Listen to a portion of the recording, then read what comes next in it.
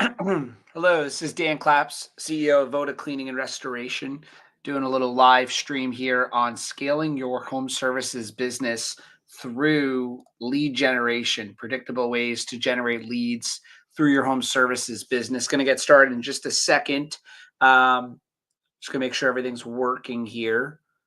Okay, so you want to generate leads in your home services business. You want to have people ready, willing, and able to utilize your services in your business. And you want to do that through marketing and through networking. And how do you do that? Well, I guess the first thing I'll ask, and you can throw it in the chat if you want, but who here has too many leads? Who here, if you have too many leads, you can't keep up with all your leads. That's a great problem to have. I've actually been in that situation in my businesses where it was more leads than we could talk to. We had more leads than we could work with, and that's a great problem to have. Where you need to hire more salespeople, you have to find the people and the infrastructure. Or maybe you need to make the product, better. Lead generation is my special, or not better, excuse me, more fulfillment to be able to provide the product or the service to those leads. And there's a lot of systems and processes you have to put into place once you have leads. But getting leads is what I'm going to talk about right now. And we can do other webinars on what to do once you have those leads. But having too many leads, great problem to have. Sales cures all, as they say. And so the more you can have leads, the better, right?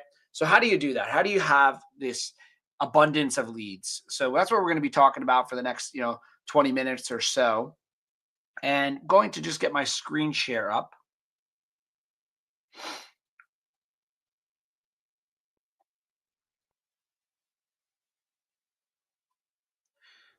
All right, cool. So here's our kind of framework we're going to work off of. Obviously, you have lead generation. That's the goal here, right? So we want to generate leads. There are 4 ways to generate leads, and that's it. There's 4 ways. They all fall into this bucket, and we're going to go through each one. Once you learn these buckets and you can start to think about the lead generation as buckets, it's going to make understanding your business a lot easier to kind of put this together. So first bucket, 1, 2, 1, warm outreach. So 1-to-1 or warm outreach is one of the levers that you can pull, one of the pillars that you can work off of. And 1-to-1 warm outreach essentially comes down to a couple things. You can do a few things. You can do networking, right? So networking, 1-to-1 meaning I build a relationship with someone else that I know that is near me. Maybe they're in BNI, maybe they're in the Chamber of Commerce, whatever they're in. I know them, they like me, they give me business. I know them, they know someone else who needs my business, they refer me business. It's a warm introduction. It's where really referrals are such a key component. So how do you get, leads in home services through 1-to-1? Well, you've got friends and family, right? You've got BNI, Business Networking International. You've got Chamber of Commerce, right? Chamber of Commerces. You've got Rotary clubs. You've got sporting events, right? This is just the start, but you've got really like networking opportunities. In home services, you got to be part of BNI. You got to be part of the Chamber of Commerce. You got to be part of the Rotary Club. You got to be out there networking in these community groups now that are set up for business owners. Now, that's a full-time job in itself, right?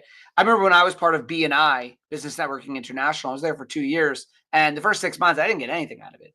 But what I did do is I went there and I believed in the mindset that they taught us, which was givers gain, which is the idea that the more that you give, the more that you get. And so I joined BNI. And if you don't know BNI, it's like there's a painter in the group, there's a business broker, there's a lawyer, there's a dentist, there's a painter, there's a roofer, there's a plumber, whatever. There's all kinds of different business owners that are in that group.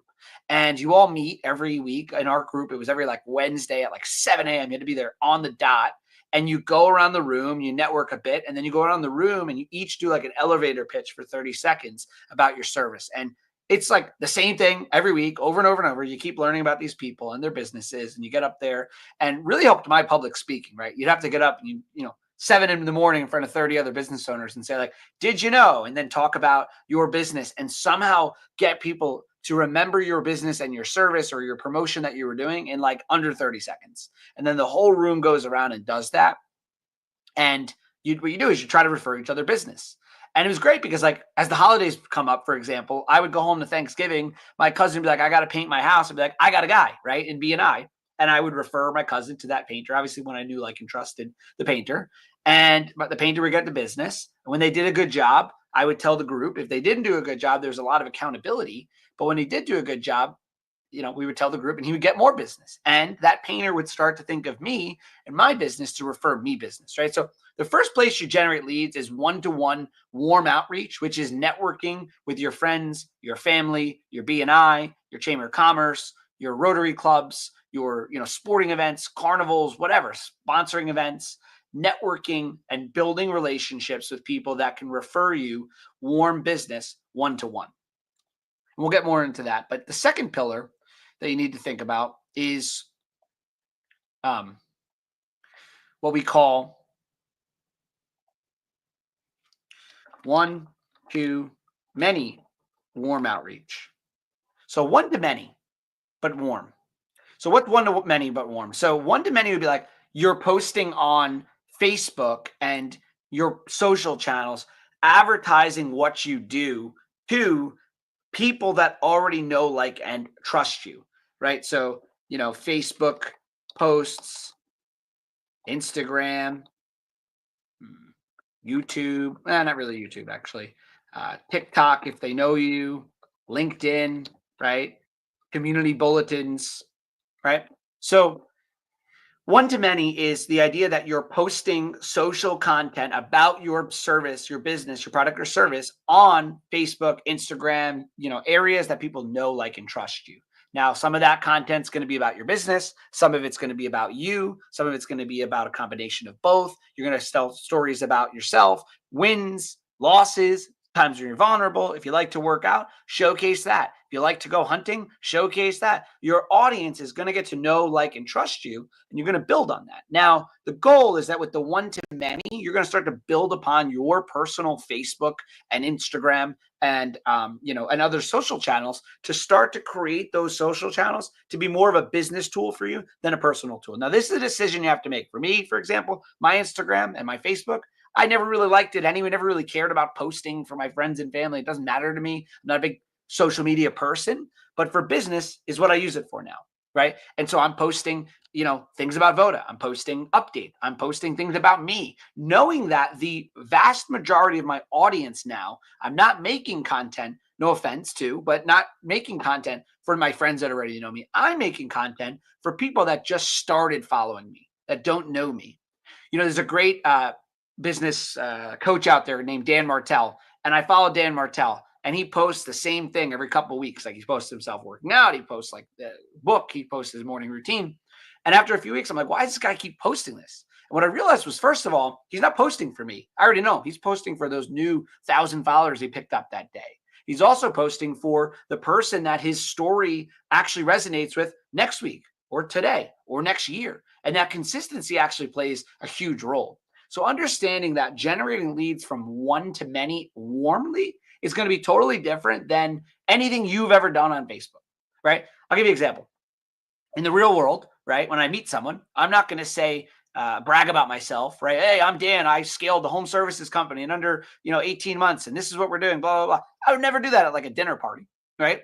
But on social media, where you need to hook someone that doesn't know you in 4 seconds online, you're going to talk to that audience a little bit differently than you would in human. And you have to learn that.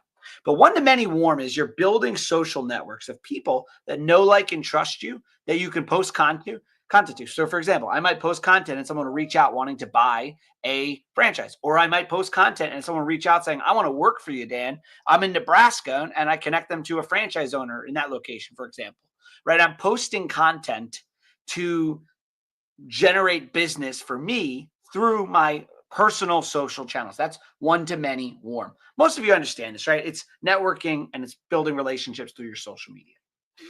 The third pillar in this, in this situation is we're going to talk about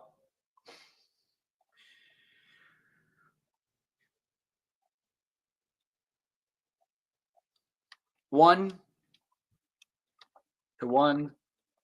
cold outreach.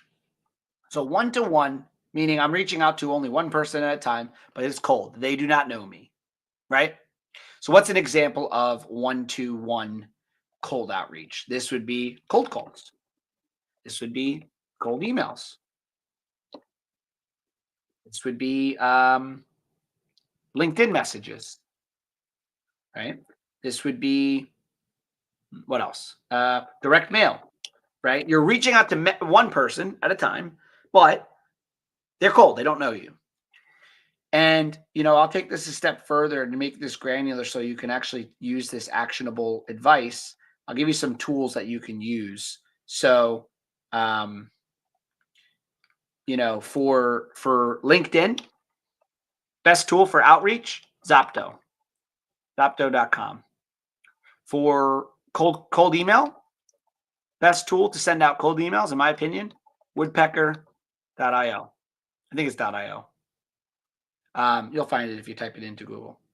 If you want to do cold calling, there's a dialer called PhoneBurner, and that's simple. www.phoneburner.com. You can make more calls per hour than you would be with like your own phone, and maybe you're hiring someone to do that. But PhoneBurner is great for cold calling. For direct mail, the Every Door Direct. I forget how they. It's like the UPS Every Door Direct. Every Door Direct for cold postcards, mail, cold mail marketing to people. So you've got these different pillars. Let's kind of sum it up. One-to-one warm outreach is people know you and they give you business.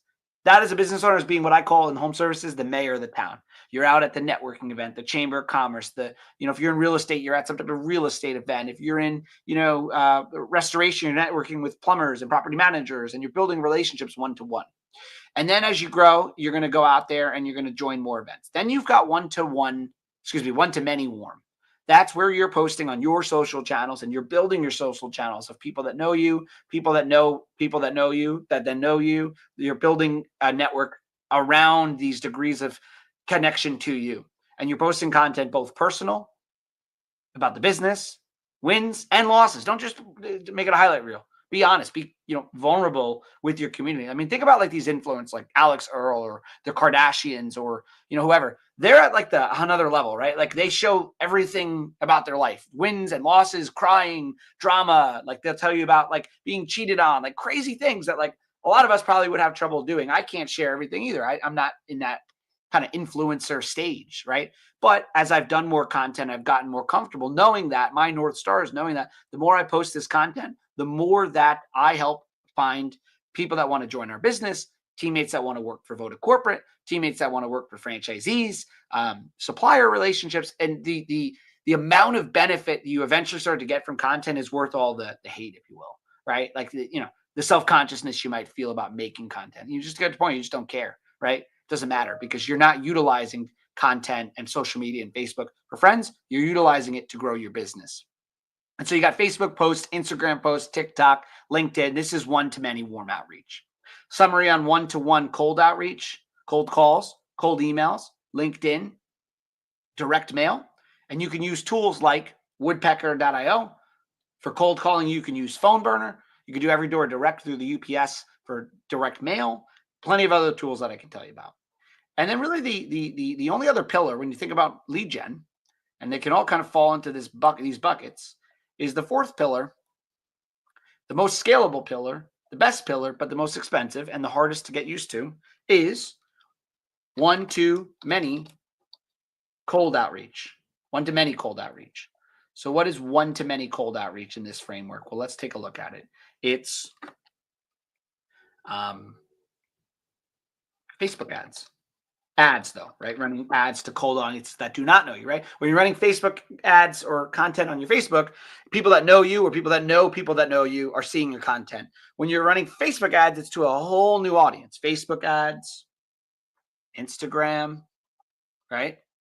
YouTube ads, LinkedIn ads. What else? Google, right? Google PPC, Google LSA. I mean, go on and on. LSA, local service ads, like Google Guaranteed. And then SEO, Kind of. I would put that in a different bucket or part of the bucket, but let's come back to that. And so you got paid media, right? And there's plenty more platforms that can monetize you spending money to reach out to cold audiences. But that is a huge part. That's one to many cold, and that's the most scalable, right? You turn it on, you get a nice lead form. The lead comes in, you automatically email them, you automatically text them, you utilize some type of salesperson automatically calling them, or like a Lumen AI where you're reaching out through AI. There's a lot of different things that you can do, but you got to get leads into a funnel, then nurture them, reach out to them directly through tools like email marketing and automatic text messages and automatic phone calls, or a salesperson or yourself, depending on where you're at in your business, to then schedule jobs. Now, I want to really spend a lot more time on this this cold, because that's really the area I think most people struggle with the most. So let's just create a little framework here. First of all, should have made my screen bigger this whole time. So one, too many cold outreach. So a couple things to think about. First of all, you cannot grow your business in this space if you do not know a couple things. The first thing you need to know is your cost per lead. Now, everybody seems to understand that. They figure out their cost per lead. And the second thing you're going to need to know, once you know your cost per lead, I don't know if I see how to strike it out, but we're gonna delete it. Forget about your cost per lead. You know it, great. Forget about it. It doesn't matter. It's a vanity metric. It's a metric that does not matter. What you want to know is your CAC, customer acquisition cost. CAC, CAC. What does it cost for you to generate a customer? It does not matter if a lead is $1, $10, $100, or $1,000. What matters is your CAC, your customer acquisition cost, comparative to your average ticket, your like the value of your customer minus your expenses is what you care about, right? So, for example, online marketing, if you're getting a 4-to-1 ratio, that's a win, right? So, what is a 4-to-1 ratio online? If I put $1 into an ATM machine and it spit out $4, right? Or into an investment machine, let's say, would that be worth doing that? Would that be worth doing that? If you spend $1, made $4. If I put my money in the stock market, made $1 and made $4, 4 times my money, that's a great return. On $1 to make 4, on $10 to make 40, on $100 to make $400, on 1,000 to make 4,000, 10,000 to make 40,000, 100,000 to make 400,000, a million to make 4 million. That is a great return. In marketing, do not forget that. That is the key to growing your business. Understand that a 4-to-1 is a win. Honestly, a 2-to-1 is a win when you first start your home services business, meaning you spend $1, you make $2. I don't even think it matters if you get a 1-to-1 when you first start, because you're out there getting reviews and you're getting jobs, right? And so it's so important that you spend energy on understanding that your CAC, your customer acquisition cost, is all that matters. You're going to spend $1 and get 4 or 3 or 2. If you're not losing money in the beginning, that's a win. And as you grow, you'll get higher numbers. There's businesses that get 10-to-1, ratios, but they have lots of 5-star reviews. They have a more dialed in process. When you're first starting, generate leads, text them immediately, call them immediately, email them immediately, nurture them with newsletters, have a caller answering right away, answering the phone, calling right away. Conversions go up substantially when you call right away and substantially down when you don't. You can use like a Lumen AI if you want to use AI to answer text. It's a great program. There's other AIs out there. And understand that with one-to-many cold outreach, it's all about turning the funnel on, understanding your customer acquisition cost, and then scaling that, right? Like, for example, if I knew that it's going to take, if my customer acquisition cost is $100 to get $400 and my leads are $30 a lead, I want to get 3 leads, and I want to do a job a day. I need 3 leads a day, right? So I got to spend, if I want to get, as I said, let's say it's $400, $1,200 in revenue, right? I got to spend the equivalent amount to get that, because I know my close ratios. I know how many leads it takes to do that. So it's like, I know how many jobs I want to do. Then I go back to how many leads I need to get. Then I go back to how much I'd spend to get a lead of that amount. And then I backtrack it. Any big goal is broken down into tiny bite-sized pieces. Like, how do you eat an elephant, right? One bite at a time. It's the same thing here. I use this analogy. When Starbucks needed to turn the company around years back, they needed to do another $1 billion in business in order to, they needed to do $1 billion more in revenue in order to get the company profitable. And what they realized was across their 40,000 or whatever it is stores, they needed to sell 10 more coffee cups per store, right? So it's like $1 billion goal. It's 10 more cups per store, which is like there's a CEO and then a manager and a team. And then you got like the state manager, regional manager, then a state manager, then like a, divisional manager, then a town, and then there's stores and there's multiple layers of management there. And then you're getting into stores. And in the store, there's a general manager who has to oversee the cups, 10 more cups a day. And within that, there's a few baristas, right? And the baristas, what they had to do is they had to sell 2 more cups each. Let's use as an example. 5 baristas, 2 more cups each more a day than they were currently doing to get the 10 cups and to hit their goal, right? So you have to have a compensation structure that benefits the GM and benefits the baristas for hitting the goal. Now, when you're a barista, how do you control how many people come in the door? You can't control you can't control like traffic patterns, right? You can't control, if they bring back the Frappuccino, whatever flavor or not that is going to sell well. You can't control the weather. You can't control anything other than how you treat the people that come in the door to buy coffee, right? The greatest way to get more coffee cups sold in this scenario, to get 10 more cups a day than you were getting, is to get the people already coming through the door to come back the next day, right? If out of 10 people, 5 were coming, 2 were coming back, you could just get it to the point that 4 come back. You're now selling 2 more cups a day, hopefully in this scenario, right? And this is going to add up. And so what they did was they created a compensation model where those baristas were making money when the company hit the 10 cups, when they hit the 2 cups. And that's how they built 10 more cups a store per region, per division, per state, whatever, until they got to the point that the entire company was rowing in the same direction, doing those 10 extra cups a day for the year, which equated to, the $1 billion in revenue that they needed to do. That's a massive goal broken down to tiny little bite-sized pieces, right? And it's the same thing around marketing. If you want to do, $1 million in your business, you have to identify the key performance indicators. You have to figure out, all right, well, for me to do $1 million, my average job is this, right? My average, ticket per job is this. I can do this many jobs a day, right? I need to have this many people to work the jobs. I need this many leads to get a job. I need to spend this amount of money to get a lead. I need to spend this amount of money to get a customer. And you backtrack the entire thing. You reverse engineer it all the way back to be able to do this. And this is where people really make a big mistake when it comes to cold marketing, one-to-many cold marketing, because they go and they turn on, $3,000 worth of marketing and they say the leads don't work. And first of all, it wasn't enough of a marketing spend. It's like going to the gym for a week and saying you didn't lose weight, right? You need to do it for a longer period of time consistently. And 2, they don't look in the mirror. They don't look at their sales process. If you get a lead on Google local, this is an audience of home service owners. If you get a lead from local service that literally went online and said, my house flooded, I need your help, and you don't respond until the next day, guess what? You're not getting that lead. That's not Google's fault. It's not the lead's fault. It's not the lead provider's fault. It's your fault. Like, I hate to say that, but it's just the truth, right? And the only way you're going to build your business off of this way of marketing is by understanding that when a lead comes in, you got to call them right away. You got to text them right away. You got to email them right away. You got to call them the right way. You got to say the right thing. You got to ask the right questions. You got to schedule the job. You got to show up on time. And there's litany of things that you need to do for it to work. But you need to understand that there's so many variables. Like saying you're just spending money on Facebook and the leads aren't working. There's so many other factors. For example, your ads, right? When you're running ads, if you're running ads that are not, speaking to your audience, then you're not going to get business, right? So let me show you really quick. I have a few minutes here, but I want to go through this. Alex Hormozi put this together, and I thought it was a great, demonstration of value and how you need to run ads. So, where is it? Okay. So in order to have value, you need to show people that you can get them their dream outcome, right?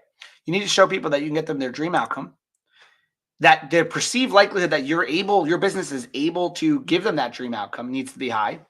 The time delay to get that dream outcome needs to be short, and the effort and sacrifice the customer has to take has to be small, right? The less effort they have to do, the more there's value.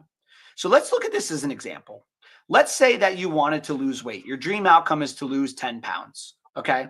And you wanted to lose 10 pounds, and there was a workout program, that said, hey, lose 10 pounds in 10 weeks follow our nutritional program and come to our workouts, and we can guarantee you're going to lose weight. And let's be real, unless you have a metabolism issue or thyroid issue or some other reasons, if you go do the workouts and you eat the foods, most likely you will lose the weight, right? So the perceived likelihood of achievement is pretty high, especially if there were lots of reviews and testimonials that it worked. So the value's there, right? The chance of success is high. The dream outcomes to lose weight. Now, something that does lower values, there's lots of gyms that can help you lose weight, but let's assume there aren't. So, and what I mean by that, if you need water and you go to buy a water and the water's $10, you're going to say, no way. If you're at a baseball game and the only person selling water is the water guy and it's $10, you're going to pay it. If you're on a desert and there's no water and the guy says, give me your life savings or you can't have the water, you're going to pay it because he's the only person that can solve your issue, right? And your perceived likelihood of achievement is high. If you drink the water, you won't be dehydrated, right? So going back to this fitness analogy, the dream outcomes to lose weight, the gym's going to help me lose weight in 10 weeks if I follow the fitness program and I do the workouts. The time delay is 10 weeks, not too bad. And the effort and sacrifice is why the value is about to drop, right? Value is high until you realize I got to show up, I got to do the work. You go through all kinds of pain, low value. That's why there's lots of gyms. Now let's assume there was a pill. Goal is to lose 10 pounds. Pill works. There's a 100% chance it works. By the way, let's pretend it actually works. I know these pills usually don't, but let's pretend it actually worked. You could take this pill, lose 10 pounds in 30 days, and all you have to do is take a pill. Value goes up, especially if it was the only pill that could actually do that. Value goes up even more, right? Let's use, not a positive subject, but let's use cancer, for example. If someone needs to get rid of cancer, if there was a way that we knew we could get rid of it through some type of hopefully future cure, and the delay was 30 days, and the effort and sacrifice was, please tell them I'm going to be 5 minutes late. Sorry. The effort and sacrifice was, all you do is take that pill. Obviously, the value, that would be $1 trillion company, right? It's no one else can solve it. This pill can solve it. The likelihood is 100%. The delay is limited. Let me give an example now really quick as I wrap up around time delay and how that plays a huge factor. So I'm in the carpet cleaning business. Let's say, and restoration. Let's say somebody's dream outcome is to have their carpets nice and clean for Thanksgiving next week. And let's use a funny example of an ad. I want to get somebody to get their carpets clean. By the way, why are you cleaning your carpets? At the end of the day, somewhere around the desire to do anything is a desire to increase your status, right? So I want to have clean carpets. Your mother-in-law is coming over. You need clean house, clean carpets, right, for Thanksgiving. Now I go and I see an ad that says, carpet's so clean, your mother-in-law will be impressed, right? That's a good ad, right? I know that Thanksgiving's coming up. Carpet's so clean, my mother-in-law is going to be impressed. Great ad. Now, my perceived likelihood of achievement might be low. But let's say the ad said, carpet's so clean, your mother-in-law will be jealous, or it's free. And then I went to Google and I saw 150 five-star reviews and testimonials of customers. Now my perceived likelihood of achieving of my dream outcome of clean carpets is high. Value is now high, right? It sounds great. And effort and sacrifice is low. All I gotta do is have them open the door and come clean my carpets. But let's say I called and I said, hey, I want those carpets clean so my mother-in-law will be jealous or proud of me or whatever, right? Increasing my status. And you said it's so good that it'll be free if they aren't clean. Great. Sign me up. And then let's say the company said, okay, great. Well, we can't come next week and come the day after Thanksgiving. Where did value go? Right to the bottom, right? I needed my dream outcome at a certain time before Thanksgiving. Now, let's say they said, oh, no problem. We can actually be there tomorrow at 7 a.m. We could just come in the door, just open it for us. I know you have work at 9. We'll get in and out by 8 so you can get your kids on the bus and go on with your day. And your carpets will be so clean. And if they're not, it's free. Where did value go? It's rising, right? Especially if the effort and sacrifice is low. I'll give you one more example. I'm learning to get better at golf. I want to be better at golf, right? Why do I want to be better at golf? At your core, you want to be better at golf because you want to increase your status, right? Among your friends, among your colleagues. You want to be better at golf, right? You don't want to be worse at golf. So I see an ad on Facebook and it says, this golf club will increase your, drive by 50 yards or your money back. In this fictitious ad, right?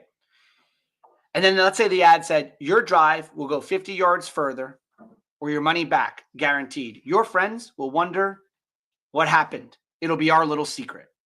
That's a great ad. And that's got a lot of value. My dream outcomes to drive the ball further. Apparently, I don't have to do anything but buy this golf club, right? It says online that there's a money back guarantee, so my likelihood of achievement's high. Time delay is as quick as I can order it on Amazon. And apparently, based on this ad, all I got to do is buy the club and swing it. I'm magically going to have a drive 50 yards further, right? Now, this is obviously a fake ad, but you see how value comes into play. I will end with this. That was a lot about leads, around value and understanding the dream outcome, perceived likelihood. You probably didn't know a lot of that right now. So when you're buying leads from a lead vendor and you're saying, or you're running ads and you're saying the leads suck, I just want you to keep in mind that it could be the offer you're creating. There's a lot more that can be done there. And then once those leads are coming in, the follow-up, answering the phone a certain way, texting the lead right away, answering the phone right away, calling, following up, email. There's a litany of things you need to do. Leads don't usually suck. It usually has to do with the offer that you're providing, the bait that you're providing, the guarantee of perceived likelihood of achievement being high enough. Thanks again for joining, and we'll do another one of these soon. Thanks.